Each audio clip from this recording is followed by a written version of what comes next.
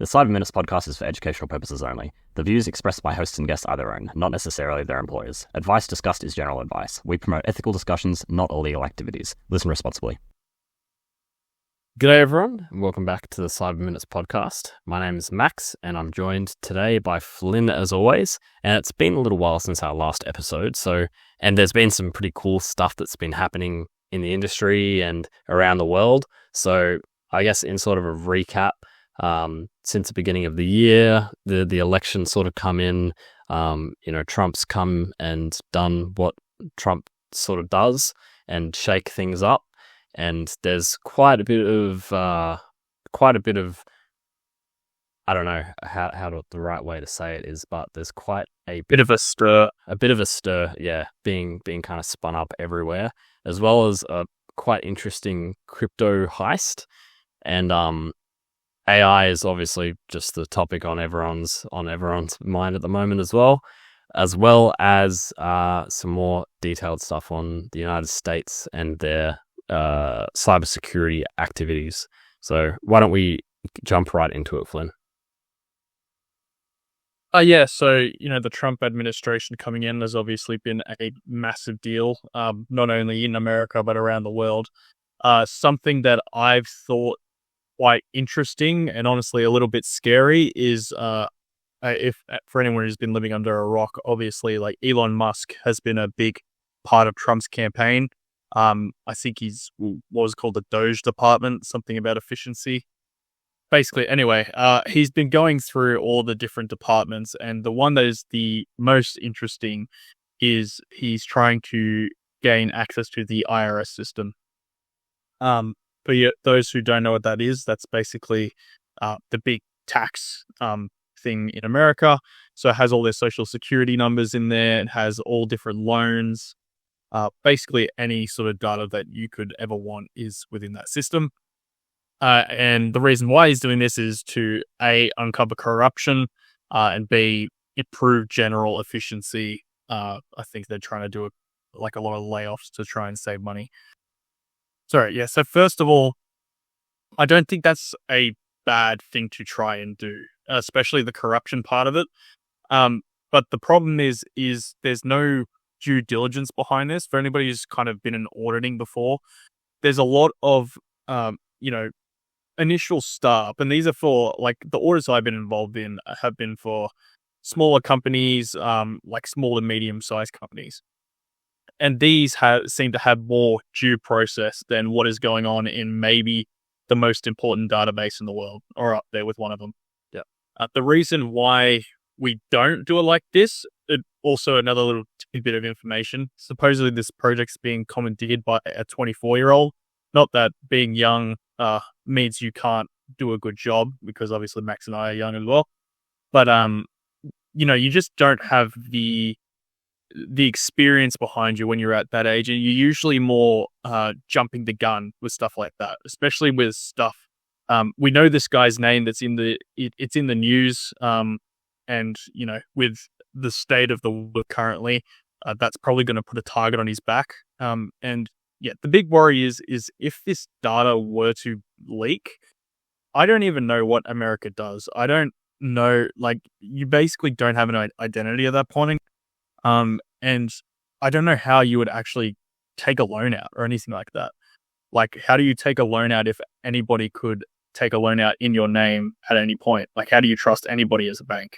Yeah, exactly. And, it's like you said, it probably comes from a good place to try and uncover corruption in the tax system, see who's, cheating the tax system. But, due diligence must be followed when accessing, and you're exactly right, essentially the most important data set in that country, essentially.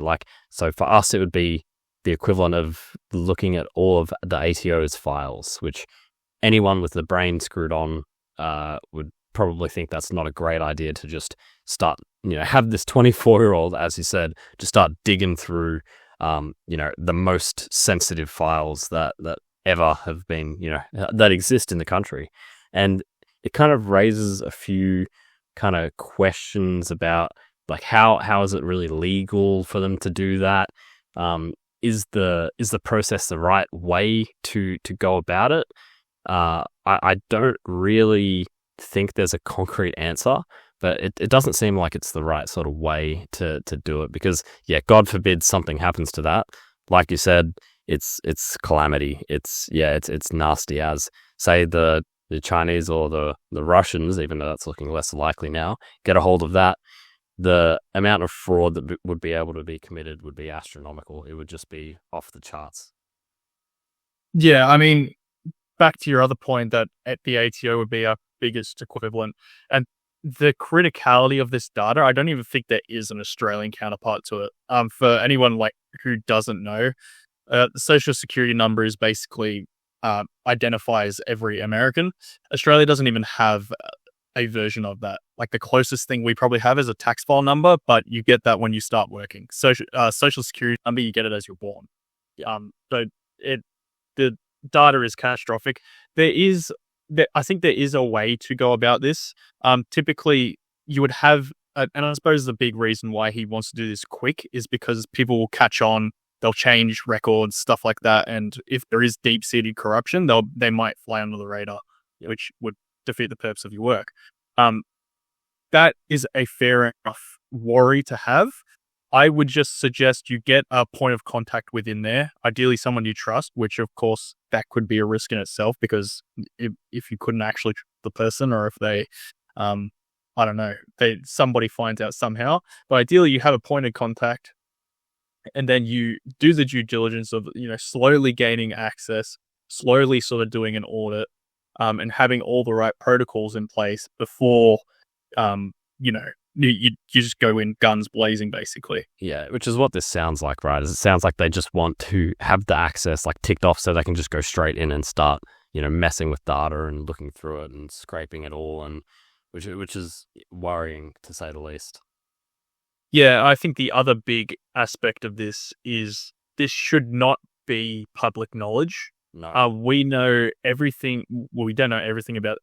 We know the name of the guy, and he's actually got a fairly dodgy sort of digital footprint as well. Like I think he was online calling Hillary Clinton a slur or something like that. Yeah. So yeah, it's not really the greatest look. Not that somebody can have a bad past or something like that and then do good work, but the thing is, he's 24. Yeah. Yeah, exactly. It just doesn't like it. I don't know. I can't imagine myself having access to the IRS data system, so that would be insane to me. No. Yeah, it's straight up just crazy talk, and we don't really see it very much in Australia, but Americans, especially powerful Americans and people in their like inner circle, they have a pretty big target set on their back because of how many enemies the Americans generally have. And, with this all being disclosed that this is what's happening, there could have been a nuanced approach saying we're trying to see, just get access to some tax information to, make sure we have the biggest picture of fighting corruption, which makes sense.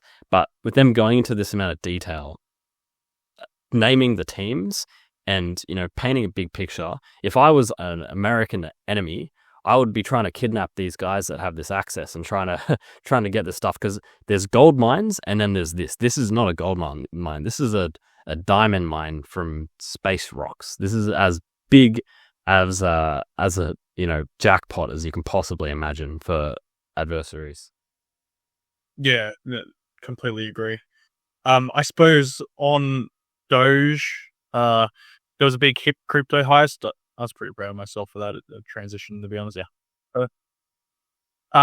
I don't actually remember. Do you remember the ByBit? ByBit was the company. Yeah. So a $1.5 billion heist was taken from ByBit. Do you want to talk about it a bit, Max? I think you're a bit more.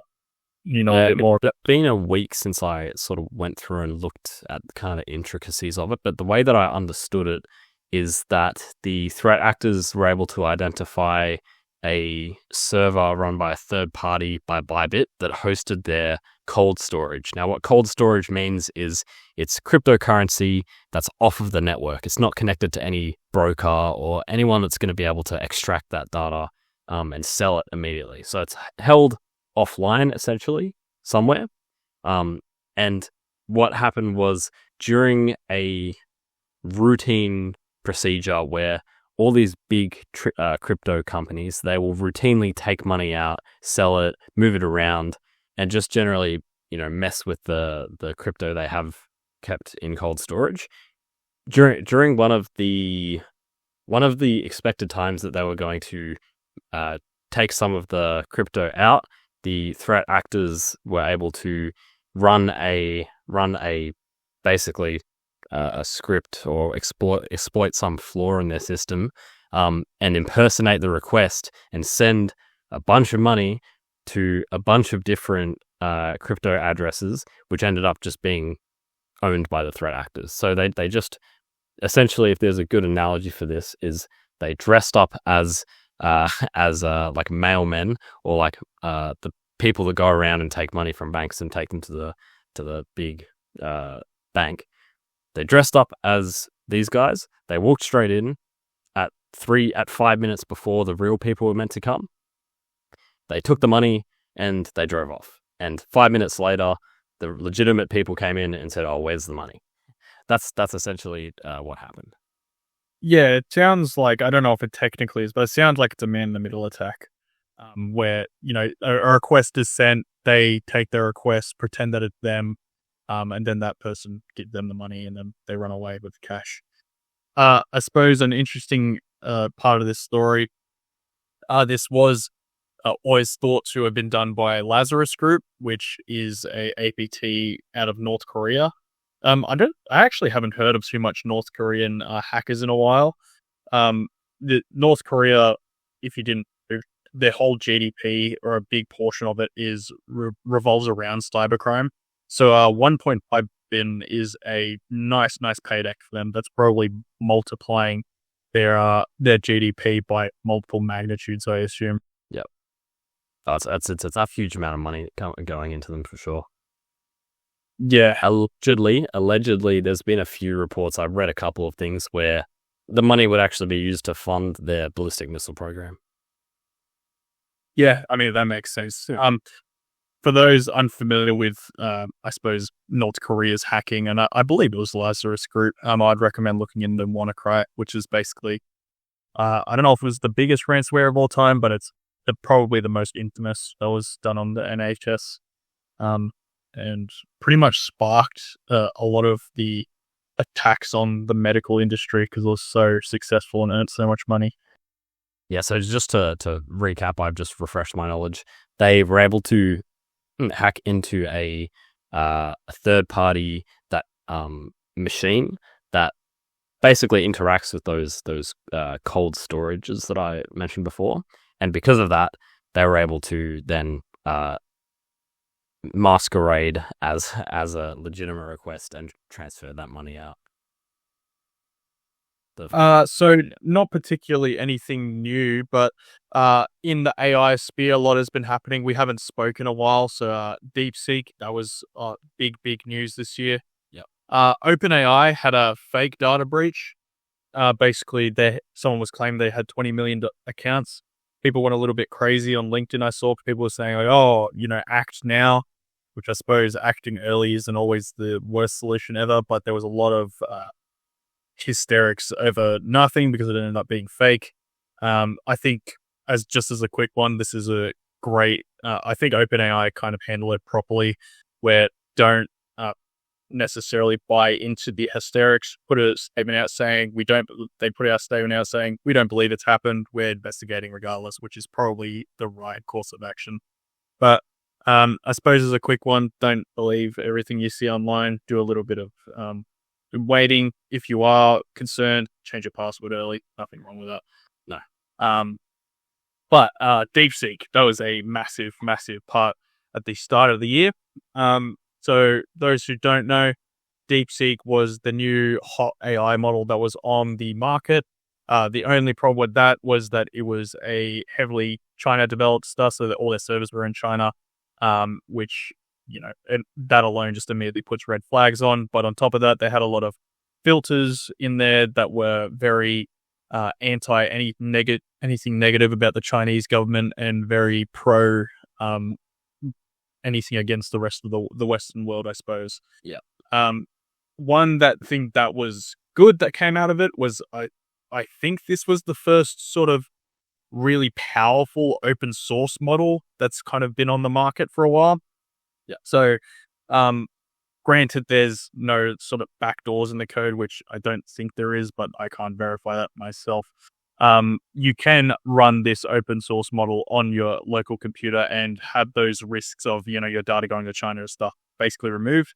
But that being said, it was quite interesting seeing how a lot of people instantly jumped onto this tool when it was just blatantly sending data to China.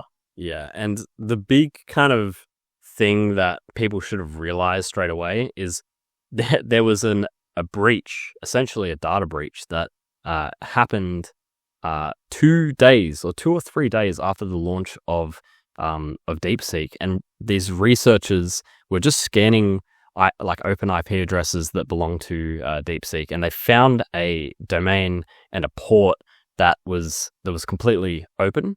And what they were able to see is that the port was housing data such as usernames and plain text passwords, as well as plain text requests that users were sending, just blatantly open with no encryption for anyone to see. So they told Deepseek before they published it. Deepseek remediated it, so it's no longer the case. But the big thing from it is Deepseek is storing plain text passwords. They're not even encrypting your data. So say that the issue from that isn't so much, what if they get a data breach?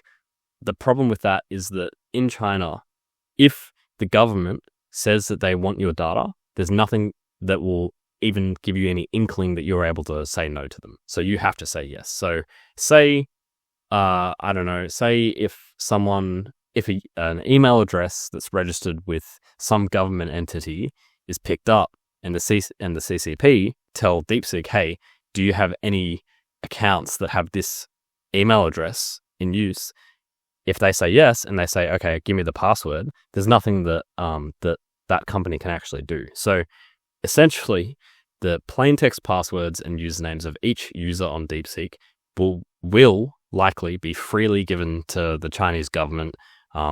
So in any case, which can be used for a whole number of things. So it's a bit of a wake-up call to not just put your best password into every account you use different passwords, and be careful of what you sign up for, because a lot of the times you don't know if the company on the other side are doing the right thing with your data. A lot of the times they're not. And in this case, Deepseek is definitely not doing the right thing, even if their hands are tied. Yeah, definitely. I suppose another interesting side of it was the computing side of it. They claimed that, so for those who don't know, AI models are typically trained on massive amounts of GPUs. Deepseek was basically saying it used a fraction of the cost, like a fraction of the cost, and was using it with CPUs. I think that there was a lot of discussion about if that was a false claim. I have no idea myself. It seemed like it could have been to sort of push a certain agenda. Yeah, it's a bit of an interesting one.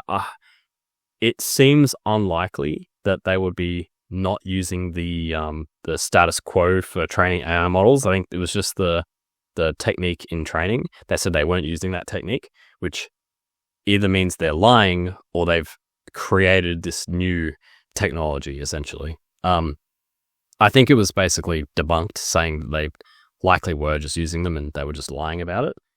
But the reasons are quite interesting if you dig deep and go into rabbit holes on why actually would they lie about it.